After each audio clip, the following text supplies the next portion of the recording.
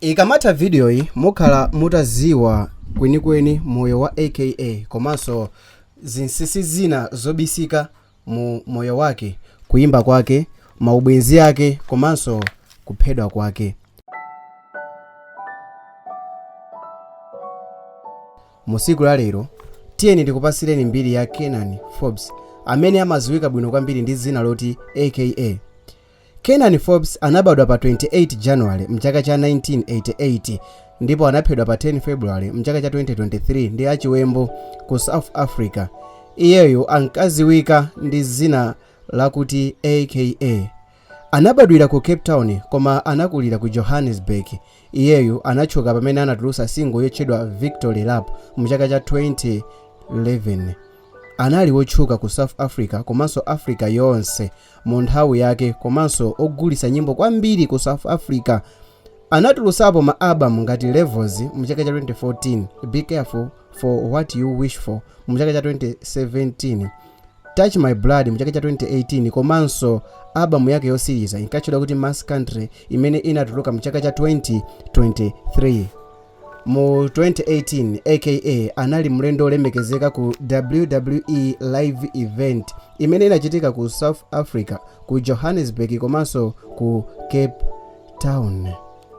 Koma pa 10 February mchaka cha 2023 Mr. Forbes anaphedwa ndi mfuti kunja kwa restaurant ina ku Durban. Aka ankayembekezereka kukachita perform pa Yugo Night Club ngati mbali imodzi ya chikondwerero cha birthday yake nthawi ya 10 koloko usiku. Tisanapitirire ndi imfa ya aka, bwanji tibwerere mbuyo pang'ono.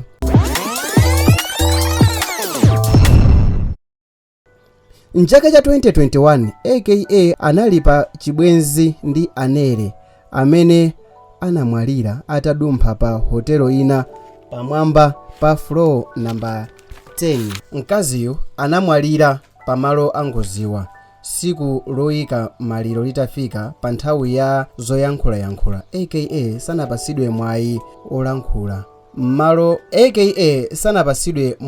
olankhula m'malo mwake. Wamkulu wa apolisi anapemphedwa kuti alankhule. Izitu zinali zotere ngakhale pa mndandanda wa anthu olankhula panalibe mkulu wa apolisiyo. Angazi indaba ngimela ngibekwe nje isibhamu ekhanda kwathiwa ngizela. In short, if you don't understand isiZulu, Mr. Cele was saying basically, number one, he does not know why he's standing up there. Number two, he was forced to stand up there and say something. Speech ya bambo wake a mkazi wa omwalirayo imene inawerengedwa ndi munthu wina inalankhula kuti dota wawo sanakhalepo ndi malingaliro ozipha. Izi zinabweretsa mkwiyo kwa achibale komanso azenzake a aka.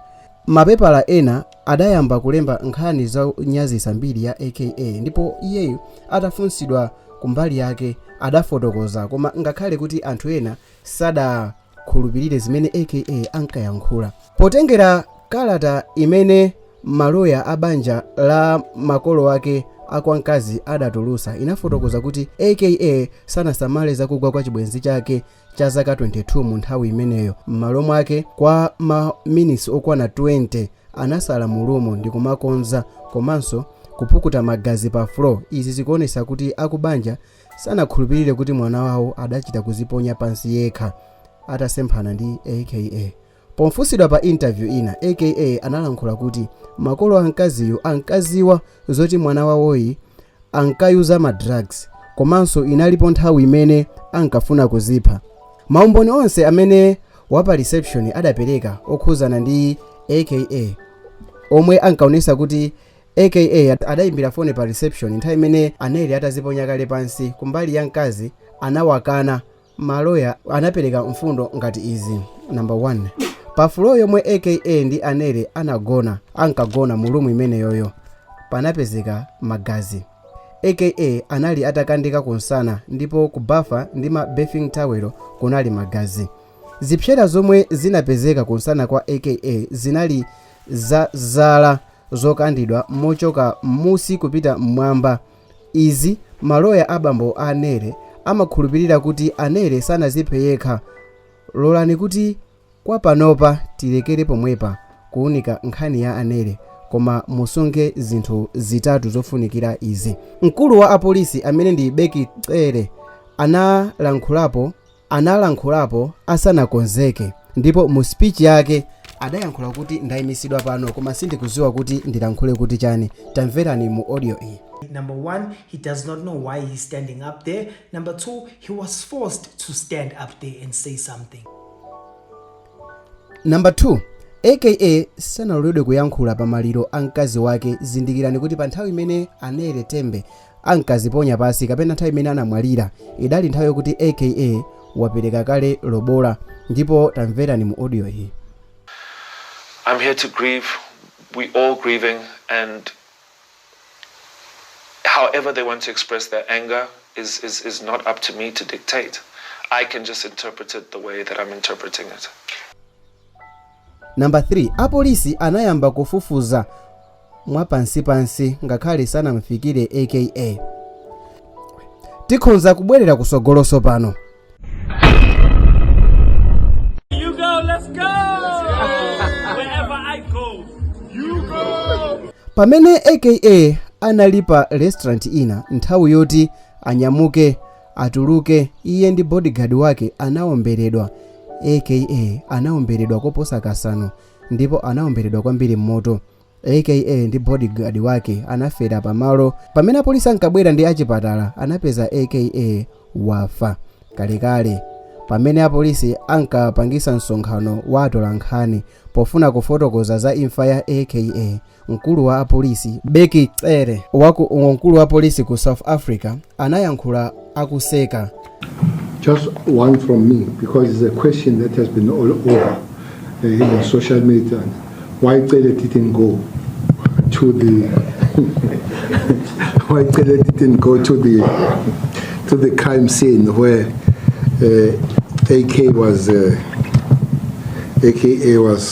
was killed. Ndipo adayankhula kuti nkhani ayichita treat ngati case ya wina aliyense. Tamveserani mu audio imene ili pansipa. Pa nyimbo imene aka anatulusa yotchedwa Anxiety, imene inatuluka mu chaka cha 2023, ndi nyimbo imene imafotokoza za chikondi chake chimene anali nacho pakati pa iyeyo ndi Anere. Ziwani kuti pa nthawi imene Anere anamwalira kumene panali zinthu zambiri zimene zidachitika, ndipo aka adakuthula nkhawa zonse zimene amatcha kuti Anxiety. Nyimbo yamatchedwa kuti Anxiety. Tamveserani nyimbo imene kumveka pansi. So adalankhulapo zimene zidafotokoza kuti zidamukhuza kwambiri. Adalemba speech koma panalibe pa program. Pamene mkulu wa polisi padalibe pa program koma anapasidwa mwayi yoti ayankhule. Amafotokoza kwambiri za chikondi chake chimene chidali pakati pa iyeyo ndi Anere. He wasn't even on the program. I wrote a speech, then took my seat and opened up thing. My name was nowhere.